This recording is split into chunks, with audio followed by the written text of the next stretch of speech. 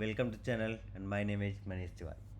So in this particular video we are going to talk about Linux interview questions and we will cover 5 of the interview questions which are related to the Linux, and these are real scenario based questions which interviewer used to ask to you during the interview. And this video will be relevant for the person who are joining the DevOps or joining the cloud engineer role or any of the roles which involves your technical things like your development or the DevOps or the cloud related thing, where you will be working with the Linux system or the networking systems as well, correct? So let's get started with that. So our first question is, describe how would you approach resolving a disk full error on a Linux system, where you can see this particular error. You can see this particular error on your nodes, that means on your servers. If you talk about AWS cloud, it might be your AWS AWS EC2 instances. It might be your Jenkins pipeline which are running. Your Jenkins pipeline can have this issue, disk pull. In my last organization, I used to get so many errors related to this disk pull, and we used to fix it. So the answer to this particular question is, identify the disk usage, use the df command to check overall disk space, and du-sh star so that you can get the complete details, like on whatever the path you are running this particular command, you will see that how much disk is left, correct, and how much it has been utilized. So all those necessary details you can check and you can troubleshoot accordingly. You can locate unnecessary files. Use commands like find to locate old or unnecessary files. That means you might be creating some of the files in your temp directory, correct, .tmp, or you might be having some of the logs file which needs to be deleted, and that has not been archived, that has not been deleted. So you can find those files with the help of find command, and you can delete those, correct. You can clear the cache and temporary files. You can evaluate the logs file, like you can implement the log rotation that we talked in the second points. You can implement the log rotation, and after a certain days you can delete those files which are not relevant after certain time, correct. Then uninstall unneeded package, check for traces as well. The files which has been deleted, and these files are no longer needed on the server, these files can be cleaned up from the server itself, correct. So that you can check, or if there is a need of expanding your disk, that also you can see and you can work on that, correct. So there are 8 points on using that you can answer this disk full error resolution part, correct. Let's move to the second question. Explain the steps you would take to troubleshoot a network connectivity issue on a Linux server. That means if you are trying to hit something and that particular thing is not working, it might be a DNS or any of the IP address resolution kind of thing, correct. So how will you troubleshoot this network connectivity? For that, you will go with the if config command or IP address command, which will result you to IP address, correct. That you can do. You can go with ns lookup command as well. That will give you the where this particular DNS is getting resolved, correct. Like if you are using abc.com, so abc.com, when you hit on which IP address, on which worker nodes this IP address, this particular DNS is getting resolved, correct. That you can check with the IP address. You can use the telnet as well. You can check for the internet protocol address as well, whether that is up or not.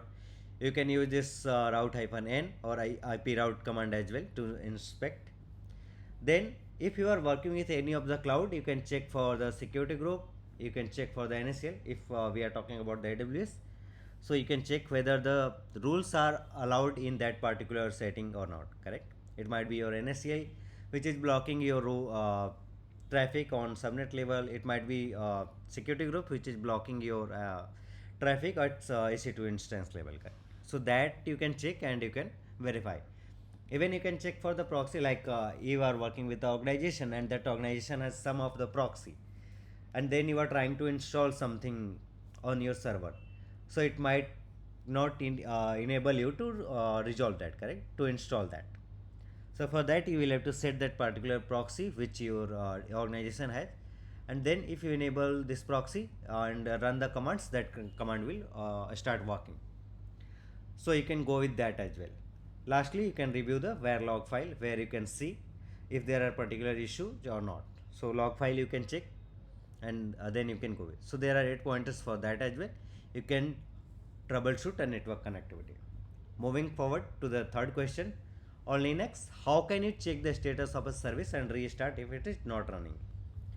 So you can use this systemctl command to check the status of service, like if you have installed Jenkins, you have installed Docker, or any service you have installed and running, correct, on your server.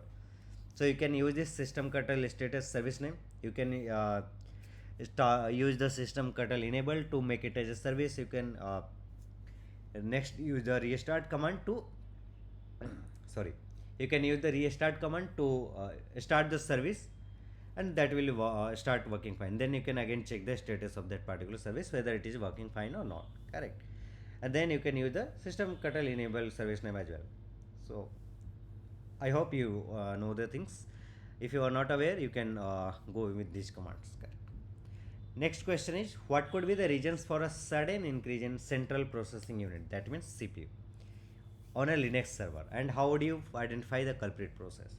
So a sudden spike in CPU utilization on a Linux server could have multiple causes. For example, it might be due to a rugged process, consuming excessive resources, a poorly optimized script, correct. So how can you troubleshoot? You can read through this. So how can you troubleshoot this particular issue related to the CPU? You can use top command or a stop commands, which will give you the complete details of stats, correct? Like what are all the processes which are running, how much CPU it is consuming, how much memory is left, how much disk, and other things, correct. So we can use the top command or a stop command. For processes which are running, you can use the run ps command, which will show you that what are all processes are running, what is the process ID, and if you need to kill any processes which are running but that is of no use, so you can use the kill command to kill those processes as well. You can use kill -9 and other commands related to the kill to discontinue your processes, correct. And with the help of that, you can check and you can troubleshoot that. Then fifth question is, what Linux commands should you use to diagnose a slow server response time? That means your server is responding very slow. What might be the reasons? The first point, monitor system resources. That means use again the same top or stop commands. What might be the issue? That your CPU is getting utilized heavily, or your memory is full, correct. It's 80% or 90% consumed, so your server will start responding very slow, correct. It will not process whatever the request you are making. It might take a longer time than the usual to process those requests, correct. So that you can check, monitor system resources. Second, analyze your disk input or output IO, like how the system is performing. Then you can check for the network, if top or nethogs command, ns lookups, and all that. Check server load. Use uptime to review the server load and compare it with the number of available CPU cores. Evaluate running processes. The same. Use PS with proper flags. Review your logs. So these are the hints and these are the questions with the help of these commands, like we talked df command, do-sh, then we talked about find commands, then we talked about your ps command, we talked about ifconfig, ip address, ns lookup, route-n, then we talked about security group, nscl. We also talked about the systemctl command. So with the help of all these commands, you can analyze and you can troubleshoot your Linux related problems. So in this particular video part 1, I wanted to talk about this much only. In the next video, we will be talking about other Linux related interview questions, and further moving forward, we will talk about few bash scripting questions as well. Till the time, stay tuned with the channel and subscribe to the channel for more technical contents. Till the time, thank you, bye bye. Channel, and my name is Manish Tiwari. So in this particular video, we are going to talk about Linux interview question part 2. So we will see the questions which are written over here, and we will see about the answers as well. So the first question is, how can you determine which process is consuming the most memory on a Linux system. So to identify these kind of problems and like to get into the solution, you can open up the terminal and you can run the top commands. The top command will give you the complete overview detail of all the active processes and how much memory is being consumed. Correct. Then you can see the memory related things, how much memory is free, how much memory has been consumed, and accordingly you can see whether your process is stuck due to that memory consumption or what's the issue. Correct. So that way you can identify which process is consuming the most memory on Linux system. Then next question is, how do you diagnose a Linux system that's unresponsive to user input? That means whenever you are trying to write a command on the Linux server, few of the command has already run, and then you are trying to put the next command and that is not running. Even you are not able to type anything on that particular server. So how can you fix this kind of issue? First thing is, check if the system responds to any of your commands like control alt, control your X per or control C, any of the command it's working over there or not. If it's not working, go for the SSH with another terminal. Like just leave this particular terminal and open it in a new window and then try to do the SSH. Once you are able to access, then go for the logs file in the directory folder /var/log and the messages. Correct.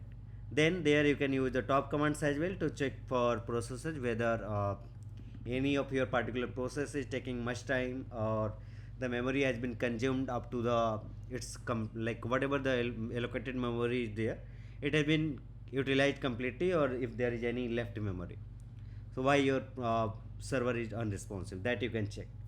You can check with the free-m command as well about the memory related things, and you can check the logs file as well for on your Linux server.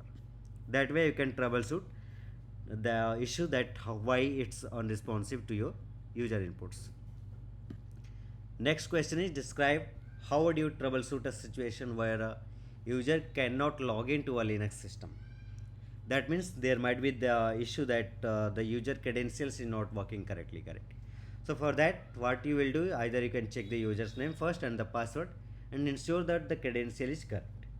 Once you have checked about the credentials, second thing you can check whether the user account is logged or not. For that you can use the command, use this particular command, password -s username and the command. Then you can go with the varlog auth.log file as well to check the error message if there is any at the time of login. Like whenever you will try to log in, you will see the logs. Correct. So if there is any particular issue which is there, you can check it in the logs file. Then you can try for the SSH from your remote machine, and if it works, then you can fix the issue and you can provide the required access to the user as well if user does not have that particular access. Next question is, what could cause intermittent SSH connection failure and how would you investigate them? For that, there are a few pointers I would like to highlight. That you can check the network, verify the network connection between the client and server is stable. You can use the ping command to see whether the server you are trying to hit is reachable or not.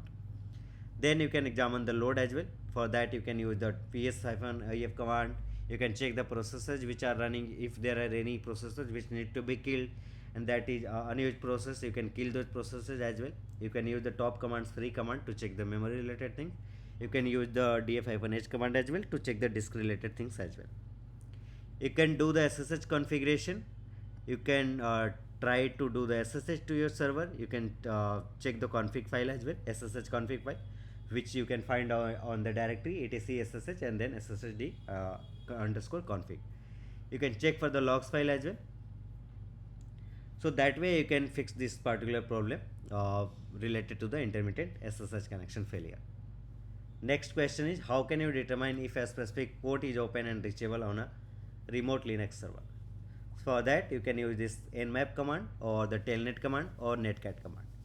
With the help of that, you can check whether the particular port is opened or not. You can use this in this particular way, telnet hostname, port number, and you will be able to see whether your particular port is open on that particular server or not.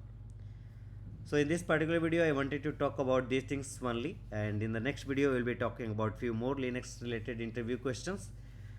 Till the time, you can subscribe to the channel, and you stay tuned with the channel to get such technical contents. Thank you.